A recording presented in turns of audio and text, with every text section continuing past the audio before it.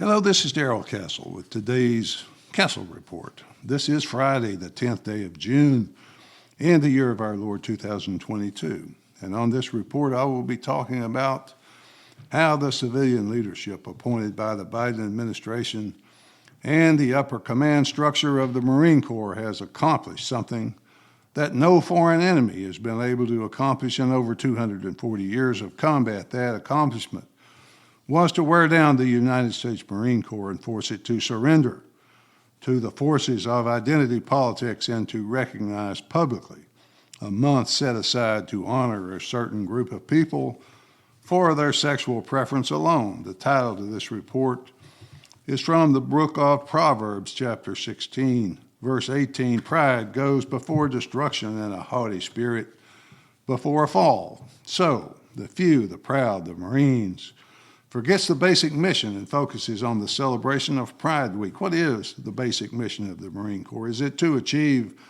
diversity of all ideologies within their ranks? I was taught the mission 50 years ago to be as follows: to close with and destroy the enemy and to inflict maximum attrition on him. It is a mission and a history based on blood and sacrifice. Officers are taught that the order of value is first the mission and its successful completion. Second, the men under your authority. Third, your own life. You quickly come to learn and accept that your life as a second lieutenant is pretty far down the order of importance. I mean all that just to tell you that it is a beloved organization by the people who have served, and most of us would not trade the experience for anything. When we were sent into battle, we knew we had each other's back. We depended on each other. We relied on each other. In fact, setting aside all the patriotic stuff, we fought for each other. I assume Marines still do that. That's why divisive nonsense like Pride Month are such an insult to Marines. We're 10 days into Pride Month right now. Everywhere you look, there are rainbow flags signifying support for the month set aside to honor the LGBT community. I'm an old Marine from 50 years ago, so seeing and notice that the Marine Corps had finally surrendered to the woke mob was a little perplexing to me. I know things change, culture changes in keeping with the law of thermodynamics, but the Marine Corps does not change. It lives on forever as is, unchanging. The exact statement the Marine Corps released from Headquarters Marine Corps in Washington, D.C., announcing recognition of Pride Month was as follows, quote, "Throughout June, the USMC takes pride in recognizing and honoring the contributions of our LGBTQ service members. We remain committed to fostering an environment free from discrimination and defend the values of treating all equally with dignity and respect," end quote. The image released with the statement was widely mocked on social media, was apparently taken from the 1987 film by Stanley Kubrick, Full Metal Jacket. The illustration was a Marine helmet with several rainbow-colored rifle bullets stuck in the band with the words "Proud to Serve" written on the helmet. The difference between that image and the film image was that in the film version, the helmet said "Born to Kill." If you saw that movie, then you understand what those men portrayed as Marines endured. You might just start to understand, whether born that way or not, killing is every Marine's job and the bottom line of his duty. I suppose they should go ahead and change the slogan used in the TV recruiting commercials for years. The few, the proud, the Marines. Now perhaps we should just say, we're proud to support Pride. Seriously though, I don't get this, folks. I don't get it. A whole month set aside to honor certain people's sexual preference and the Marine Corps joining in the festivities. The Marine Corps has always been above such civilian pandering. I suppose if you served in the Marine Corps, you understand what I'm saying, and if you have not had that honor, perhaps you don't understand. The slightest deviation from the standards that had existed for so many years was met with outrage in my day. The idea we would deviate from the uniform standard was bad enough, but to change the physical fitness standard to accommodate those who could not pass it would have been shocking, no less shocking than the pronouncement about Pride Month. The battle wasn't easy because those who seek civilizational destruction knew the Marine Corps would be a tough nut to crack. It started with President Clinton's election and the pressure he was under to change the military into a social laboratory and accept homosexuals in the ranks, he finally agreed to something he called "don't ask, don't tell," which at the time seemed like a fair compromise. That is a far cry, however, from Pride Month. It has been evolving over the past 30 years, just a little at a time, until finally the Biden administration. President Clinton famously said when he was governor of Arkansas that he loathed the military. At least he was honest about how he felt, which is more than I can say for Biden. I don't know if it's his advancing age, his obvious mental decline, or whether he has always been this way, but he doesn't respect or even care about the military. For example, his disgraceful retreat from Afghanistan, leaving 13 dead Americans and many more left to the mercies of the Afghan Taliban. Number two, his ignoring the 78th anniversary of D-Day last Monday, just as he ignored the Battle of Midway 80th anniversary and the Doolittle Raid 80th anniversary when he spoke to the Naval Academy graduates on May 27th. I suppose, though, I shouldn't say he ignored D-Day, because when his Twitter kept lighting up his staff at 8:45 p.m. Eastern Standard Time, long after the day was over in France, he issued a statement, quote, "Today we mark 78 years since D-Day and honor those who answered duty's call on the beaches of Normandy. We must never forget their service and sacrifice in defense of freedom. We must strive every day to live up to the ideas they fought to defend," end quote. A very pitiful last second. Oh, wait a minute, I forgot something.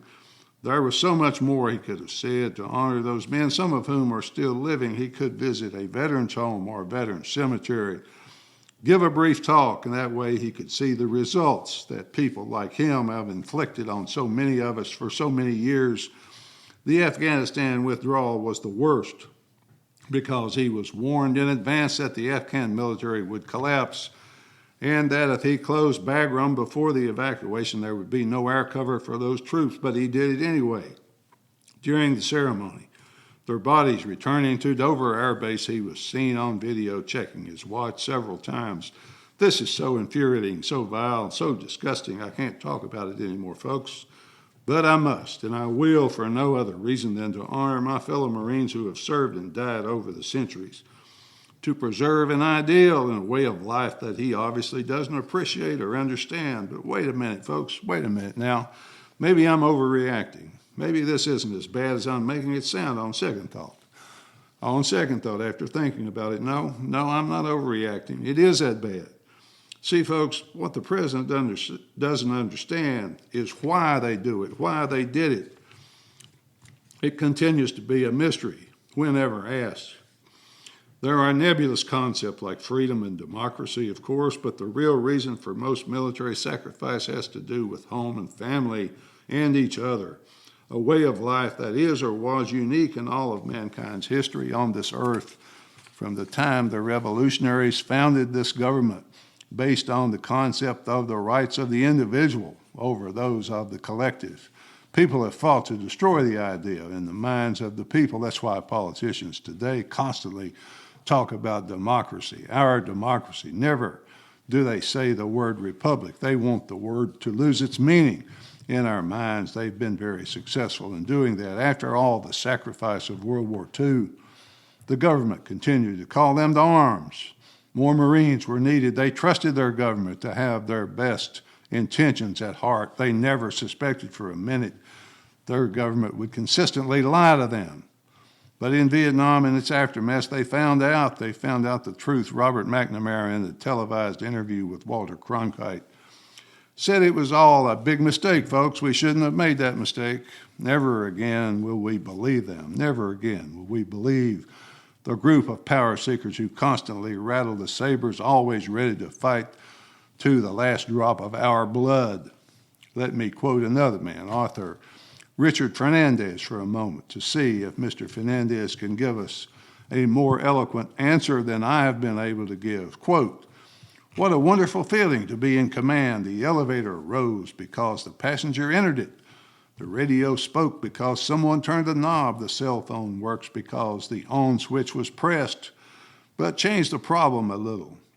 And because we have omitted all the understanding, the magical appliance may not work at all. We have no way to fix it. This is perhaps the reason why our politicians, the modern sorcerers, with all the clanking machinery of the end of history at their disposal, are surprised when their confident plans to boost the economy, to flatten the pandemic curve, and to replace nuclear plants with windmills unaccountably take off in unknown directions. The usual explanation is that not that woke sorcery has stopped working, it's just bad luck. Or maybe it's because they forgot they were standing on the shoulders of giants and carelessly disregarded what came before, end quote. Yes, Mr. Fernandez, indeed, well said. They stand on the shoulders of giants, but sometimes today, those giant shoulders are commanded by those who seek a level of destruction and extermination that is unknown in our history. In other words, it's not a mistake. It's not just a bad day at the office for them. It's intentional. But for the Marines, current and old, living and dead, we can take a common pride in our calling. We are united by shared pride in courage, honor, loyalty, and history. So we are still needed, though often unappreciated. Knowledge is hard won. Our understanding imperfect, our survival always in question, never guaranteed. We take pride in our old martial spirit, our willingness to make war on the enemy. War today has morphed from military to economic, but we fail to notice the change. The results, however, are the same. The defeated have lost their land, their property, their freedom. But if they're good boys, the conquerors will allow them to continue their existence as minimum wage debt slaves. The people who make the decision to corrupt the Marine Corps with Pride Month have no loyalty to us. They do not love us or even respect us. Their loyalty is to the globalist ruling class. The super elite globalist corporations, not to us. Semper Fidelis is the motto of the Marine Corps. That means always faithful. Now I have to ask, faithful to what or to whom? Just as the medieval knight pledged faithfulness and loyalty to his liege lord, that lord earned it on the field of battle. Faith must be earned, not required. They have not earned our faithfulness, not by a long shot. But then we don't do it for them. In conclusion, folks, I don't celebrate anything, whether a month or a day, that seems stupid and meaningless virtue signaling gesture. A month that celebrates a form of behavior has nothing to do with any accomplishment is a stupid idea and is more in the nature of culture destroying than celebration and honor. It started out as Gay Pride Month, but so many different people wanted in on the deal it had to be shortened to just Pride Month. In my view, if you are defined by your sexuality and have nothing else to recommend you, then you might not be worthy of celebration, and perhaps you have no reason to have pride. Doesn't anyone have any dignity anymore, any modesty? I guess not, folks. Finally, folks, those men who defeated Nazi Germany, Imperial Japan, who fought so gallantly against the spread of communism for so many years, just to see their victory simply replaced with a new enemy, this country is no longer worthy of them. At least that's the way I see it. Till next time, folks, this is Darrell Castle. Thanks for listening.